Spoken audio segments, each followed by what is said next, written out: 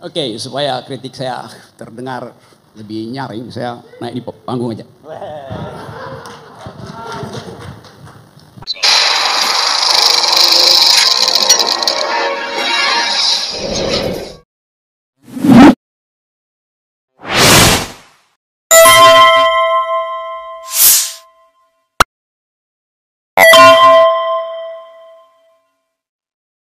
Saya lupa mengkritik Prabowo, padahal dia banyak salahnya. Kesalahan pertama Prabowo adalah menjanjikan 6.000 mobil SMK. Kan orang protes saya, kenapa nggak kritik setajam kritik pada Jokowi? Oke.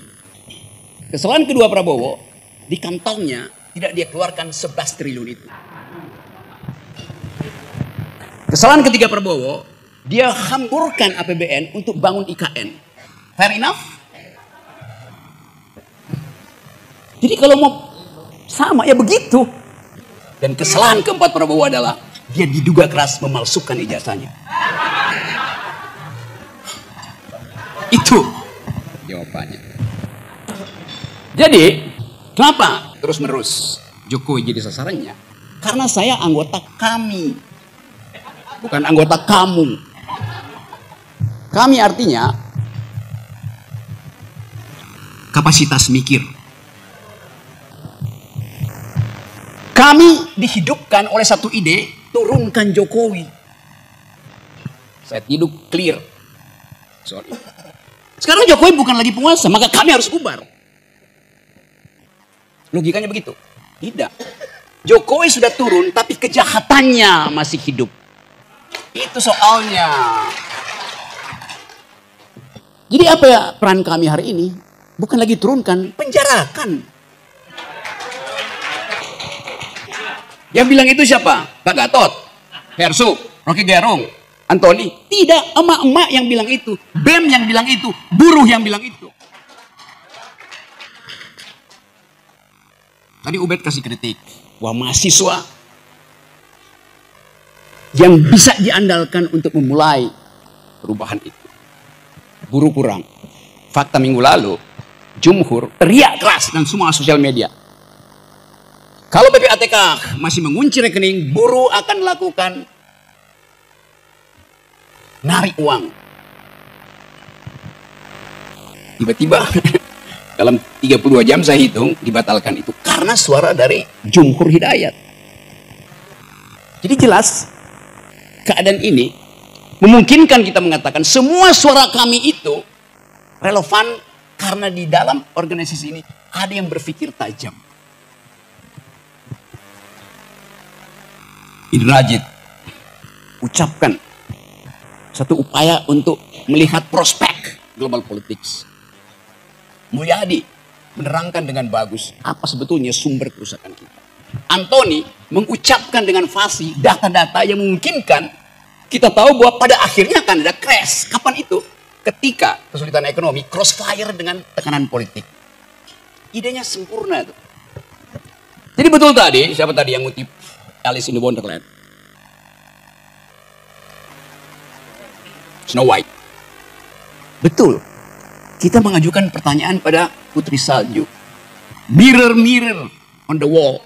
Who is the smartest one of all? Hai, cermin di dinding. Siapa yang paling pinter di antara yang ada? Kata si cermin, kabinet merah putih paling pinter. Tapi masih ada kami di atasnya. Saya hanya mengutip Alice in the Wonderland ya. Bacaan anak-anak saya. Bacaan saya waktu masih anak-anak. Karena yang diterangkan oleh Antoni, diterangkan oleh Indrajit, diterangkan oleh Mulyadi, diterangkan oleh teman-teman semua itu. Menunjukkan kualitas berpikir kita. Yang gak ada dendam pada manusia. Tapi kita dendam terhadap kebijakan yang dibuat oleh beberapa manusia. Ada yang kutip tadi soal Puyi. Anak kecil yang kemudian jadi raja di Cina tuh. Dan itu yang menyebabkan kerajaan Ming itu tumbang. Tapi untung wajah anak kecil itu kita tidak lihat di ruangan ini. Kosong.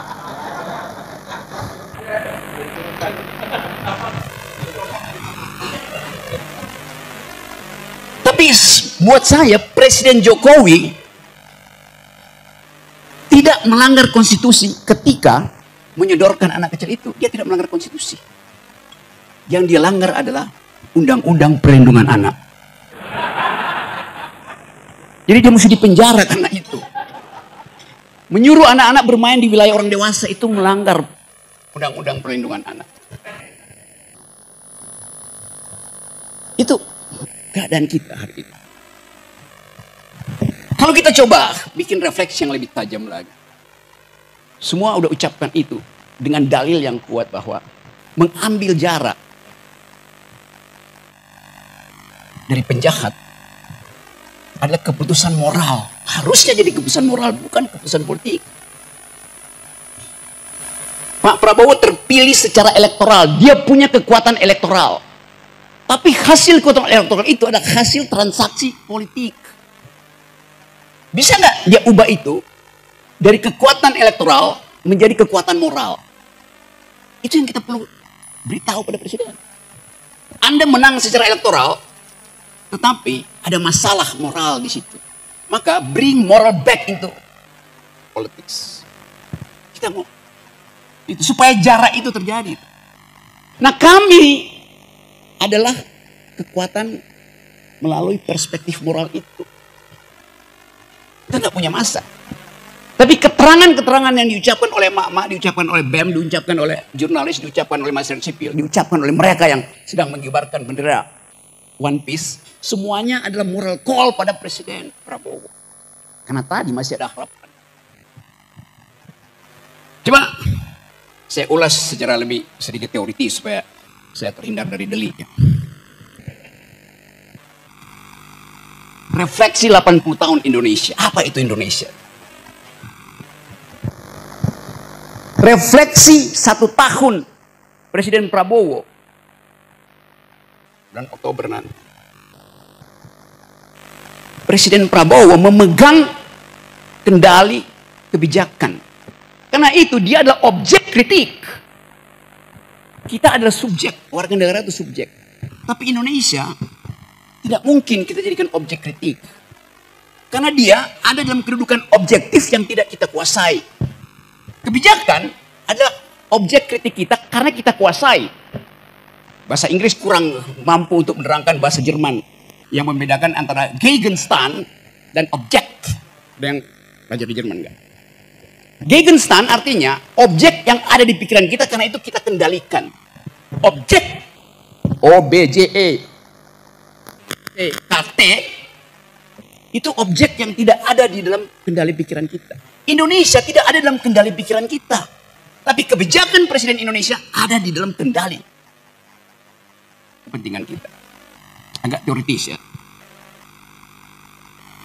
Jadi kalau kita bayangkan apa yang akan terjadi sebagai Indonesia nanti di dalam 5-10 tahun ke depan, sesungguhnya kita hanya mampu dekati itu secara intelektual.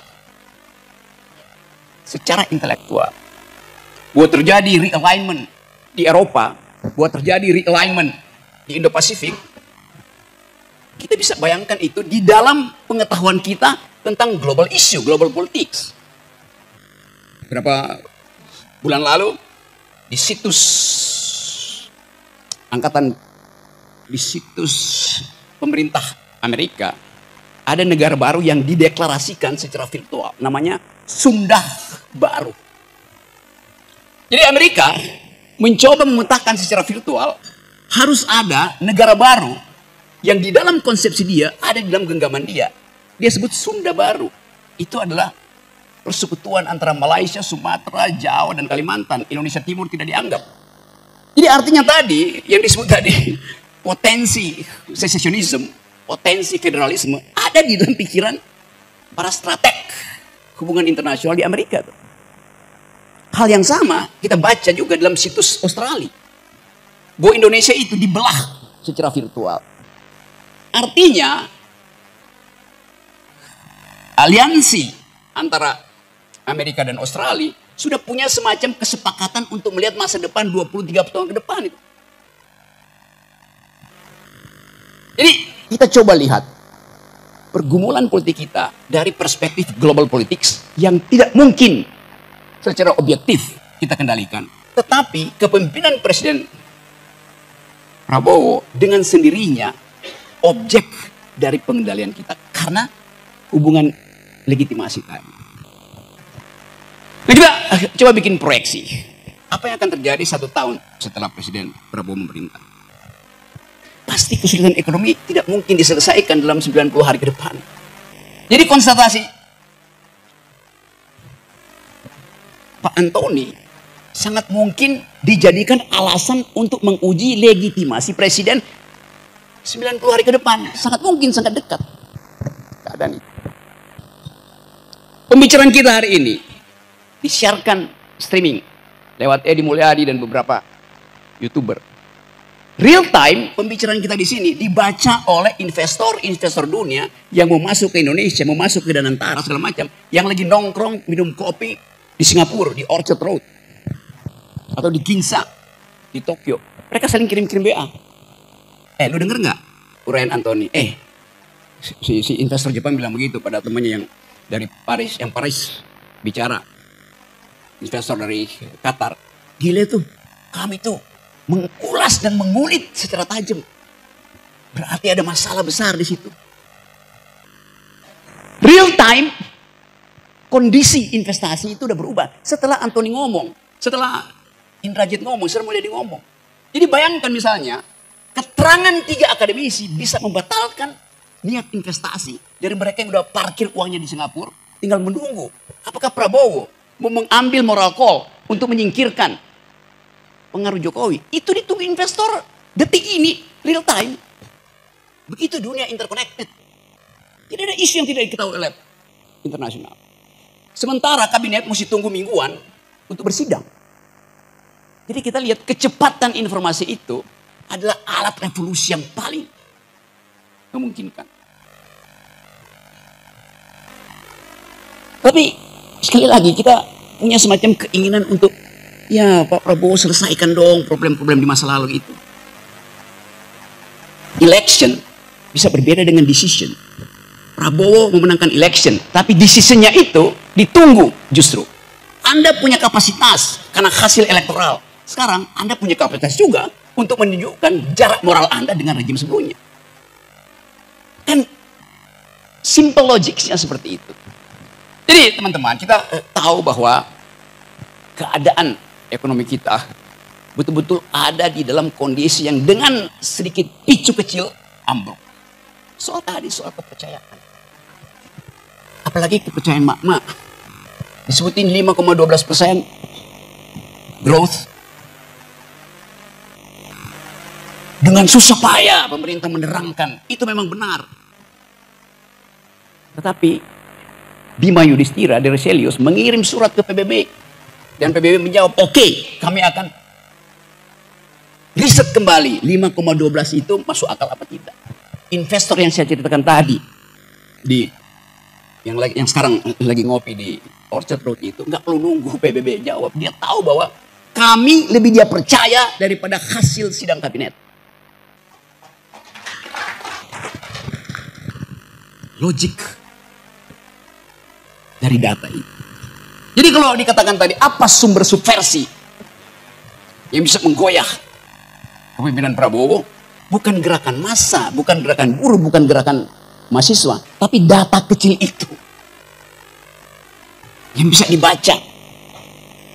Mungkin sekarang itu running text dari Bank Indonesia diperhatikan terus oleh investor. Kapan kita intervensi supaya rupiah itu jatuh? Gampang. Financial market itu sangat peka terhadap 1-2 pikiran yang tiba-tiba di-upload dan merasa ini yang gue tunggu untuk memutuskan invest atau tidak. Kita ada dalam kondisi itu. Dan saya kira Presiden Prabowo juga mengerti kondisi itu. Dari sumber yang lain. Mungkin juga dari sumber teman-teman yang ada di sini. Dari Jumhur, dari Syahganda. Yang berupaya untuk membantu perspektif tapi tetap dengan jarak moral tuh. Syahganda, Jumhur, saya tahu. Gak mungkin terbalik. Jadi kecurigaan itu betul-betul harus kita pastikan hasil analisis rasional kita. Ya, saya tahu orang mengatakan Rocky Gerung itu pesimis terus. Sementara kabinet, menteri-menteri bilang harus optimis. Oh ya, saya pesimis yang rasional, kabinet optimis yang irasional. Udah. Karena kita bikin kalkulasi. Jadi sebetulnya kalau Presiden Prabowo mendengar uraian di sini, dia harusnya punya moral call untuk mengatakan, saya paham apa yang diucapkan oleh kami. Dan itu yang saya inginkan. Tapi tolong bersabar Pak Gatot. Tunggu momentum. Tolong bersabar Said Didu. Tunggu siasatku. Tambahkan sabarmu Pak Lanyala. Karena aku lagi menyusun strategi. Saya membayangkan Prabowo bicara itu di dalam hatinya. Dan kesempatan seperti ini jadi pengukur antara siapa yang menginginkan Indonesia bertumbuh di dalam pengetahuan, bertumbuh dalam keadilan, dan siapa yang hanya mengendus-ngendus jabatan dan berupaya untuk menempel pada kekuasaan. Jadi bagus betul hari ini ada refleksi. Dan kita tahu bahwa setiap refleksi tidak harus menghasilkan aksi. Tidak harus menghasilkan aksi. Tapi refleksi yang bermutu hanya didasarkan pada kemampuan kita dan keinginan kita untuk membuat aksi itu tiba secara mendadak. Nah, kemendadakan itu yang saya duga ada di dalam banyak kelompok. Kelompok jurnalis sedang mempersiapkan kemendadakan. Teman-teman dari RRT ini juga lagi mempersiapkan kemendadakan. Para purnawirawan sudah mempersiapkan kemendadakan itu. Pati adalah pintu pertama untuk kita pahami bahwa satu persoalan lokal bisa jadi urusan nasional. Kenapa? Karena kondisi objektifnya sama. Yaitu harapan daerah untuk diguyur lewat dana-dana pusat tidak diperoleh. Faktanya memang begitu. Udah bertahun-tahun sebetulnya kasus itu. Tetapi begitu arogansi si bupati itu dimunculkan, maka masyarakat Jawa Tengah yang biasanya nerimo berubah menjadi ngamuk. From nerimo to amok. Kondisi ini ada di kita, laten di kita. Sebagai masyarakat yang dihina, disiksa oleh ketidakpastian. Kita disiksa oleh ketidakpastian karena menunggu tadi. Kapan Presiden Jokowi berjarak? Itu namanya siksaan. Nah, kalau siksaan itu tidak dijawab dalam 2 minggu ke depan, maka saya bikin analisis bahwa ada sesuatu yang sedang bergejolak yang akan muncul dan tidak bisa lagi didiskusikan. Parlemen jalanan. Fakta itu ada di kita. Siapa yang menurunkan Presiden Soeharto? Berapa orang? 20.000 orang. Mahasiswa duduk di atas Gunung Kura-Kura. Dan Presiden Soeharto mengerti bahwa dia sudah selesai. Itulah antropologi politik kita. Pati itu 10.000 mungkin. Jadi bayangkan misalnya kalau proses pemaksulan Gibran itu mulai dibicarakan di parlemen dan pasti akan dibicarakan. Saya hanya minta supaya kalau ada demonstrasi mahasiswa, masyarakat sipil, aparat jangan cegah itu. Aparat justru bisikin aja pada Wakil Presiden. Bapak, keadaan udah berubah. Anda turun atau jadi pati.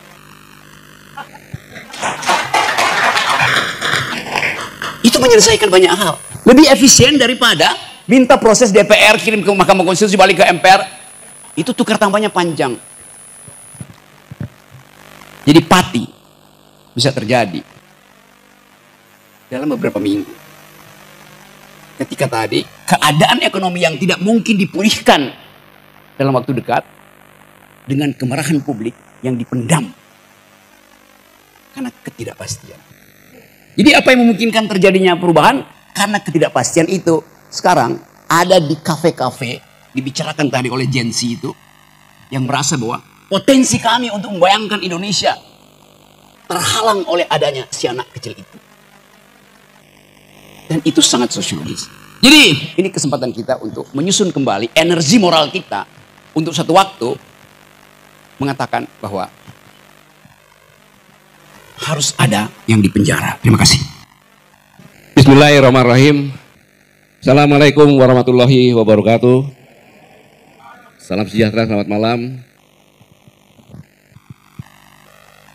Rekan-rekan seperjuangan yang ada di sini semuanya, wabil khusus Pak Rahmat Wahab, profesor saya yang selalu tenang tapi memberikan masukan luar biasa, dan khususnya kami daerah-daerah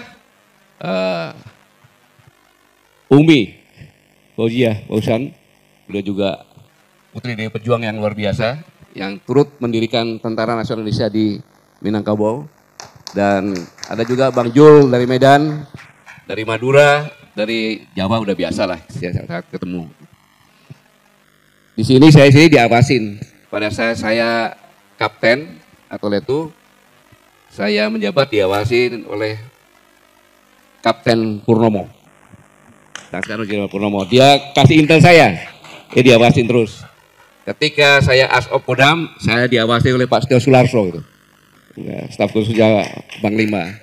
Dan setelah saya pensiun, saya diawasi oleh Datuk dari Minangkabau, yaitu Datuk Majen TNI Purnawirawan Watbasyah. Jadi saya harus apa ini, soalnya kalau enggak bisa bahaya, pulang langsung sidang oleh bertiga, selesai saya. Jadi saya bukan orasi, Bung Hersu, saya ralat. Saya hanya seperti biasa, saya hanya merangkum semua yang bicara, kan dulu itu nggak berubah, kami dari dulu sampai sekarang. Jadi saya hanya sebagai penyambung lidah saja, makanya pusing saya rangkumnya gimana ini. Dan terima kasih dengan Mas Rajid, kemudian Dr. Mulyadi, kemudian Bang Antoni, kemudian eksekutif komite dari waktu ke waktu, Bang Jumhur, kemudian yang kami sih biasa-biasa aja gitu kan. Pada kesempatan ini saya mengajak kita semua bersyukur kepada Allah Subhanahu wa Ta'ala, Tuhan Yang Maha Esa, karena jujur saya merasa bangga bisa hadir di sini karena Bung Rocky bilang bahwa kami ini setiap saat disoroti dan penjara menunggu. Karena apa yang disampaikan oleh kami ini adalah hal yang aktual, datanya terpercaya, tidak terbantahkan. Ini terbukti ketika saya menjadi saksi ahli. Anton, di mana tuh? Jakarta Selatan ya? Saya sebagai saksi, begitu saya duduk, saya boleh bicara yang kami muliakan, Bapak Hakim, Ibu Bapak Jaksa, penuntut. Saya di sini heran. Mengapa heran? Karena seharusnya duduk di terdakwa ini, karena saksi itu duduknya di tempatnya terdakwa juga kan. Yang duduk terdakwa harusnya bukan Anton Permana, tapi saya. Karena Anton Permana dituduh menyebarkan berita yang menyebarkan demonstrasi kan. Dan berita itu ditandatangan oleh saya sebagai presidium. Saya sampai seperti itu. Sehingga saya akan memakai hak saya. Kalau ditanya saya tidak menjawab, ya saya diam. Jadi saya lebih banyak diamnya waktu ditanya. Tapi begitu selesai, mereka minta foto bersama, saya juga cuma disuruh katanya. Itulah proses hukum pada saat itu. Jadi ya sepantasnya kita bersyukur bersama-sama. Dari jauh Allah membimbing kita semuanya bisa berkumpul di sini.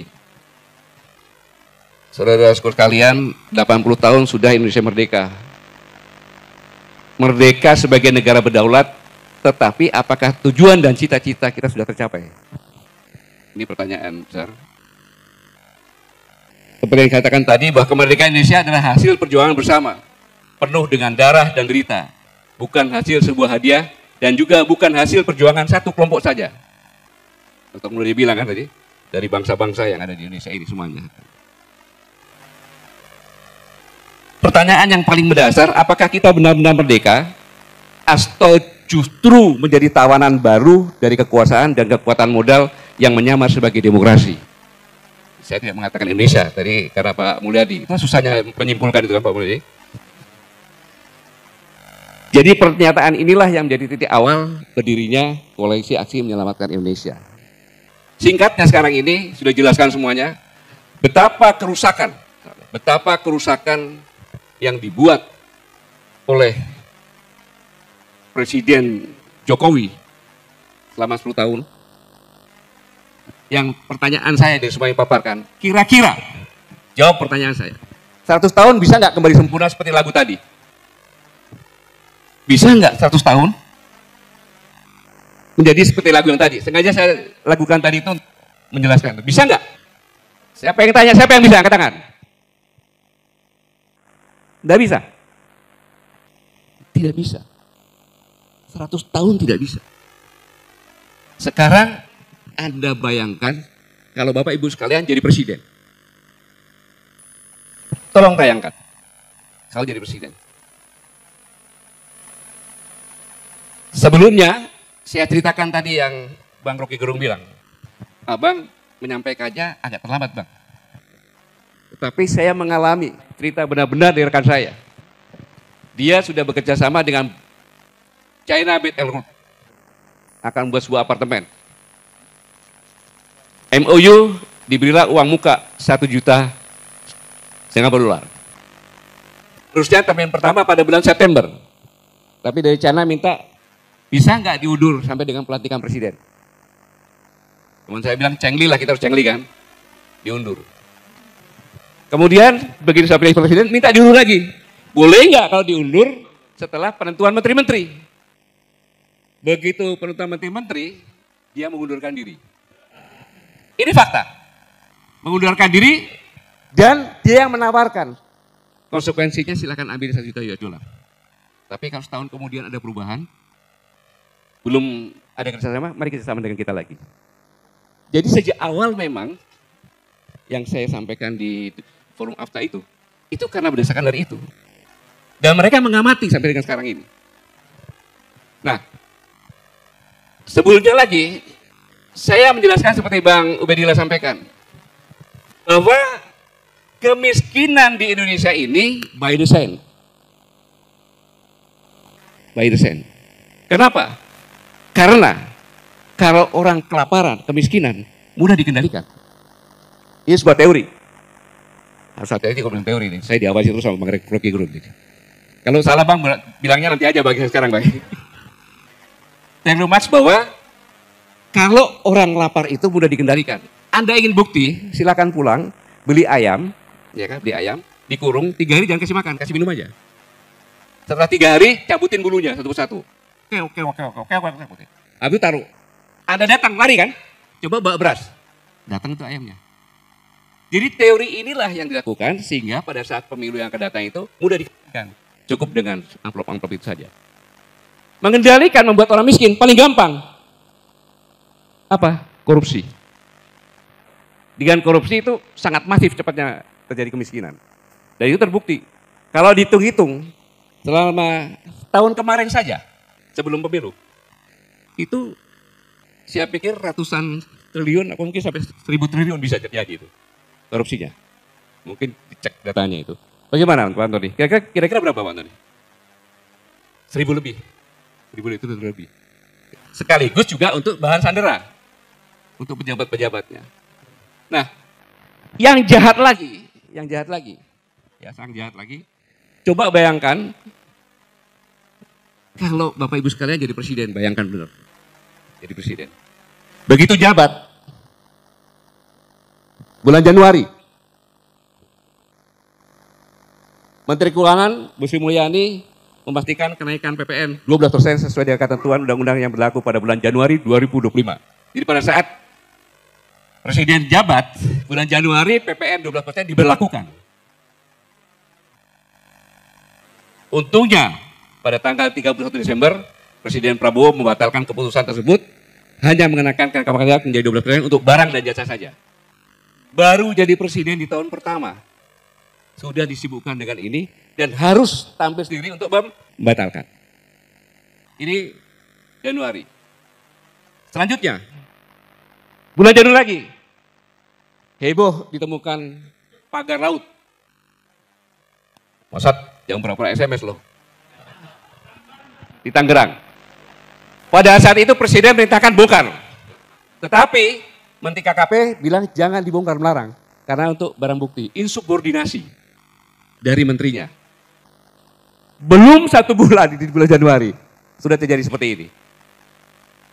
2. Pada 1 Februari, Menteri Bahlil tentang gas melon. Pakai antri-antri, kemudian ada yang sampai meninggal. Baru 2 bulan ada 3 perkara nih.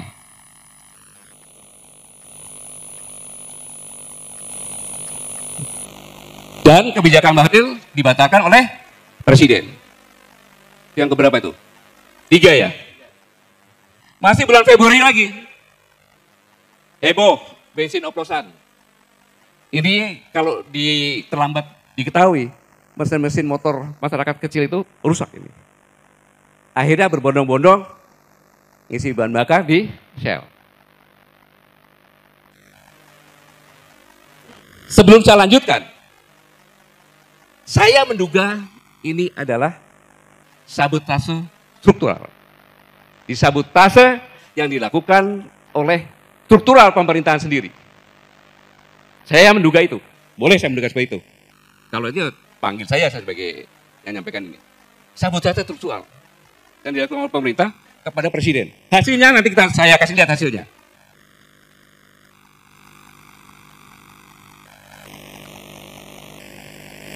Sampai Kejaksaan Agung menangkap beberapa dari Pertamina. Februari sudah, sekarang bulan Maret.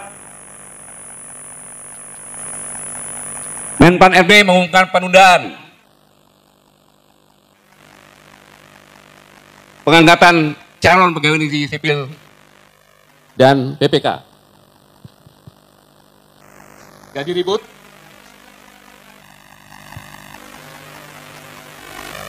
Keputusan itu menimbulkan gejolak dan Menseknek atas perintah Presiden Bapak Prasetyo Hadi pada tanggal 17 Maret akhirnya mengumumkan pengangkatan CPNS dan PPK dipercepat. Baru 3 bulan di tahun yang baru sudah seperti itu. 6. PPATK melakukan pemblokiran rekening bank yang tidak aktif selama 3 bulan. Logika berpikirnya, tidak mungkin PPATK melakukan itu. Itu kan tidak terduga. Karena PPATK adalah intelijen untuk keuangan. Dia tidak punya hak, hanya melaporkan. Harusnya sudah dipenjara ini orang ini. Presiden turun tangan lagi. 122 juta rekening diblokir. Heboh. Kalau seandainya tidak diatasi, bayangkan seandainya 122 juta ini antri di bank dan narik rekeningnya. Jatuh nggak Presiden? Jatuh Presiden. Ada contohnya negara seperti itu. Kemudian sudah diperintahkan untuk dibatalkan. Sudah batal? Belum. Pembangkangan lagi yang kedua. Kenapa? Bank harus orang sendiri yang membuka. Timbullah maki-makian, Presiden goblok, Presiden bajingan, Presiden kurang ajar dari luar negeri. Karena TKW mau berangkat dia buka rekening sini. Jadi dia dikirim ke sini. Ketika mau pulang, beli tiket dari sini kan? Nggak bisa.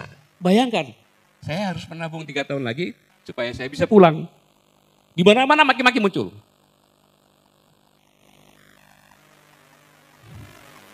Itu kelakuan PPATK. Selanjutnya,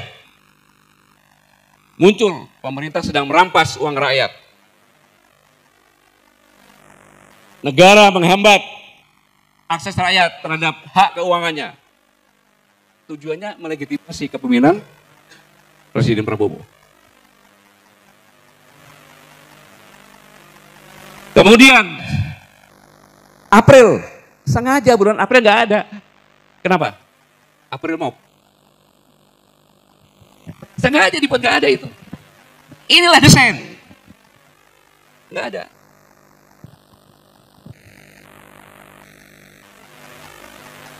Langsung ke bulan Juni, heboh tentang tambang nikel di Raja Ampat yang merupakan surga terakhir dunia.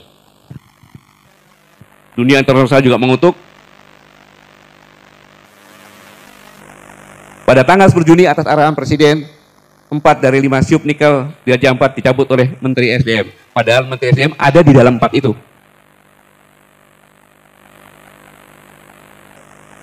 Ya.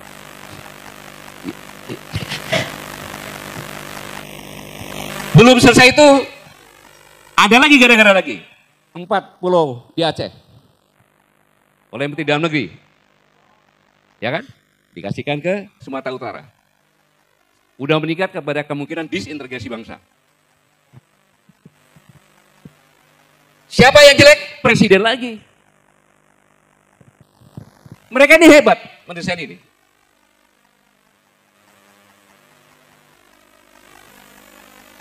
Selanjutnya bulan Juli, seorang pejabat di Komdiki mengeluarkan wacana WA Call dibatasi hanya untuk mereka yang membeli paket internet premium. Tapi habis itu sampai sekarang belum ada kejelasannya. Ini kan menimbulkan kemarahan-kemarahan masyarakat bertubi-tubi. Bertubi-tubi. Kepada siapa? Ya Presiden, karena pemerintah. Akhir Juli, amplop pernikahan dipajaki. Dari Dirjen Pajak, habis itu menganulir, saya tidak melakukan itu. Bayangkan kalau Anda jadi Presiden, bagaimana itu? Bisa berkonsentrasi. Kemudian, akhir Juli, tanah nganggur selama 2 tahun disita negara. Pada akhir Juli, media sosial dihebohkan dengan kabar tanah nganggur tersebut.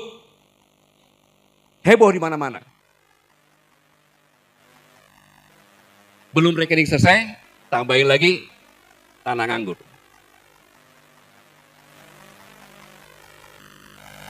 Akhirnya muncul di media sosial, rekening nganggur 3 bulan diblokir, tanah nganggur selama 2 tahun disita negara. Kami nganggur bertahun-tahun, pemerintah tak peduli. Tapi muncul lagi, waspada.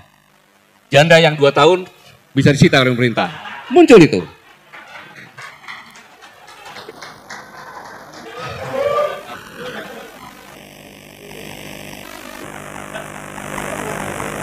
Habis itu menterinya menanggapi semuanya, memangnya mbahmu bisa bikin tanah? Menterinya seperti itu. Seorang menteri bicara seperti itu. Bukannya mendinginkan, tapi seperti itu. Untung belum ada pati itu.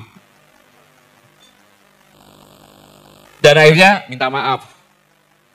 Keributan demi keributan itu masih terus berlanjut. Karena bulan Juli itu harus puncaknya sampai Agustus. Maka bulan Juli ada lagi. Ketika Presiden memberikan abolisi dan amnesti untuk Thomas Lembong dan Hasto, keputusan Presiden diserang. Saya tahu yang menyerang itu adalah gabungan YouTuber Nusantara.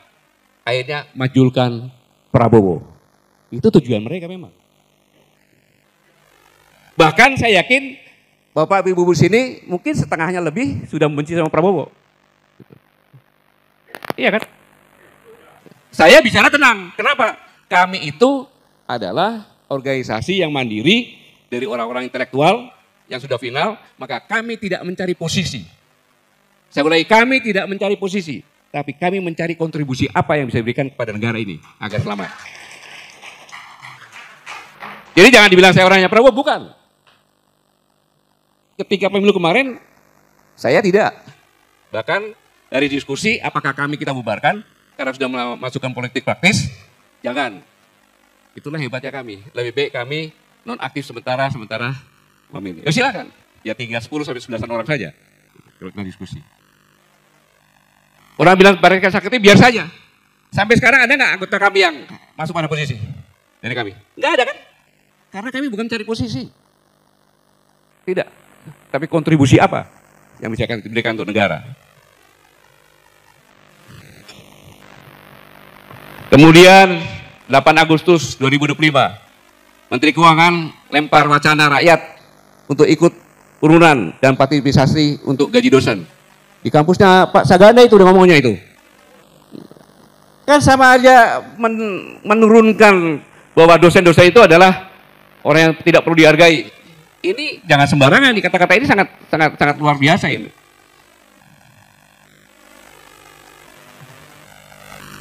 Nah, kemudian puncaknya tanggal 13 Agustus 2025, Ibu Besar di Pati menolak kenaikan PBB sebesar 250. Terjadi keributan. Ya ada kesalahan kepemimpinan, ya. Tapi inilah yang saya katakan bom waktu yang didesain dengan cara cerdas. Saya ulangi, bom waktu yang didesain secara cerdas untuk mempercepat penurunan Prabowo digulingkan. Sudah nggak tahan supaya anaknya naik. Boleh saya bilang seperti itu. Memang benar seperti itu ada ide intinya.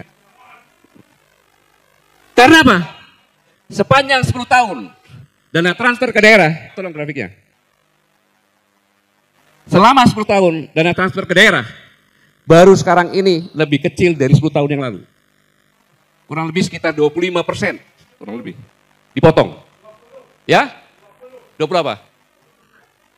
24 sekian, Bang. Iya. 24 sekian. Tahu akan apa dibagi-bagi aja kan? Ini kita di kami biasa, diskusi seperti ini biasa. Ya. Kan itu aja. 650 per 86,864 dikalikan 100% saja kan gitu. Kira-kira di atas 20 lah, Bang. Ya kita ambil jalan tengah, ya Bang. Ya. Ya, jadi ini biasa jadi. Nah, ini padahal di daerah-daerah rata-rata ya 30% untuk belanja pegawai. Nah, ketika itu dipotong, bingung bupati. Ada yang bupati nggak bisa bayar gaji kan? Maka dinaikkanlah itu seperti ini. Tujuannya apa? Agar terjadi seperti Pati di mana-mana. Sehingga ngepung ke Jakarta. Dan Pati itu adalah sebagai latihan. Kalau kamu diginiin loh, berani aja.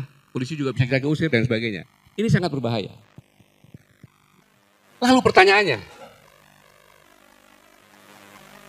apakah kita akan diam seperti ini? Apakah kita ikut bagian dari sabotase struktural untuk ikut menjatuhkan Prabowo Subianto?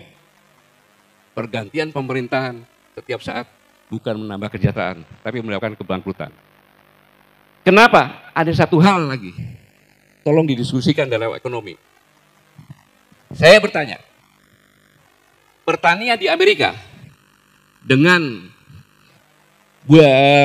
benua yang banyak datar, dengan teknologi pertanian, dengan bibit yang berkualitas, kira-kira lebih bagus di Amerika atau di Indonesia?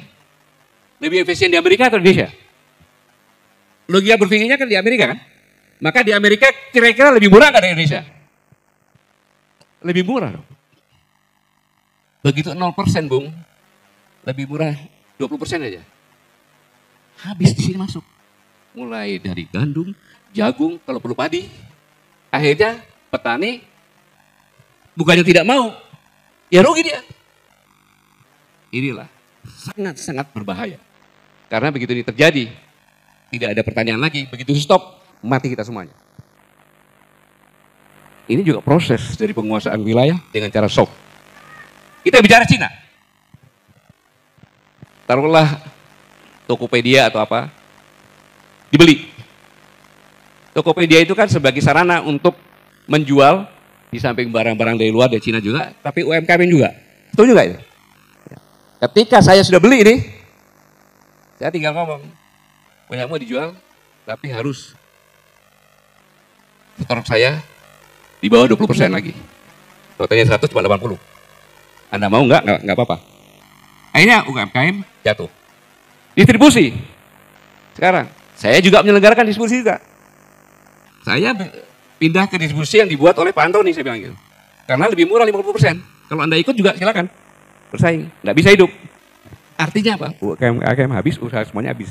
Dikuasai oleh mereka. Dua negara besar ini sama-sama menghancurkan kita dengan cara yang sistematis.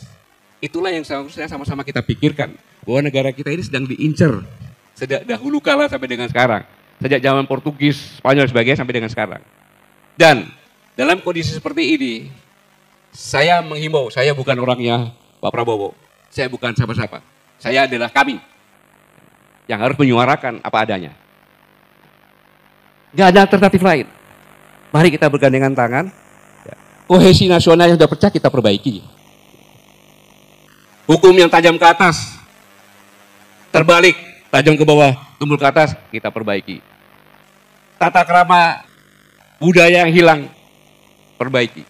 Dengan apa? Ya kita ngajak demo ke presiden. Masa udah tahu seperti itu masih mempertahankan menteri-menteri yang seperti itu? Seperti yang Bu Rocky bilang. Iya dong. Kita sudah memperingatkan seperti ini, Bu Rocky semuanya mengingatkan. Jelas. Dan buktinya usaha yang seperti itu sudah ada. Kemudian sudah dihianati dengan sistematis seperti ini. Masih tetap. Aneh dong. Memang saya sadar tidak mungkin begitu cepat. Ada tahapan-tahapannya. Karena struktural ini, yang saya katakan sabotase struktural, itu berlapis. Mulai dari pada menteri, deputinya, sampai ke bawah. Karena yang menentukan deputi kementerian kan TPA, tim penilai akhir. Yaitu ada BIN, kemudian dipimpin Wapres. Kemudian waktu itu kementerian terkait terus dihapuskan. Jadi cukup BIN aja, Pak. Itu istrinya saya dengar 5, Pak. Oh, udah, nggak bisa dicari lagi, udah. Geser. Jadi orang mereka yang semuanya sudah masuk. Inilah yang saya katakan di hari ulang tahun kelima ini, kalau kita ingin reuni Indonesia ke depan, kita selamatkan sama-sama Indonesia. Setelah kita tahu permasalahan-permasalahan ini. Tidak mengandalkan ini fakta semuanya yang ada, saya sampaikan. Patut kita mencurigai seperti ini. Mari kita bergandengan tangan, kita ajak semua masyarakat bergandengan tangan agar mengembalikan Indonesia seperti lagu yang kita lakukan tadi.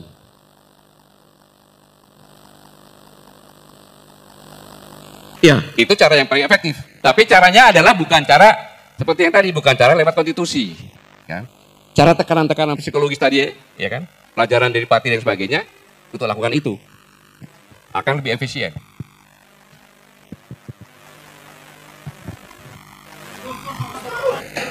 Cukup ya? Apalagi yang bicarakan aja.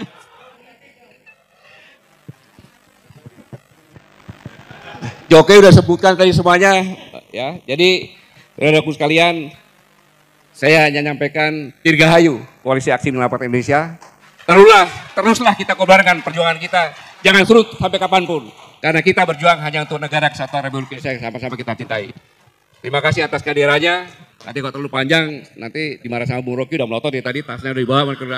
Ya. Sekali lagi, terima kasih. Mari kita lanjutkan perjuangan kita. Karena bangsa ini memerlukan kita seperti yang Bung Rocky katakan. Jangan takut apapun. Jangan takut apapun. Ya. Bang Yuhur bisa jadi pimpinan buruh karena perjuangan. Bang Saganda sebentar lagi mungkin apa, nggak tahu. Ya. Bang Antoni juga sama kan gitu, apalagi. Ya. Ya. Saya pikir itu sekali lagi saya terima kasih. Saya mengerti pengorbanan Bapak Ibu sekalian jauh-jauh datang ke sini untuk bersama-sama reuni di sini. Tapi yang saya yakin dari pandangan kita semuanya, kita akan tetap berjuang bersama-sama. Terima kasih. Wassalamualaikum warahmatullahi wabarakatuh. Oke.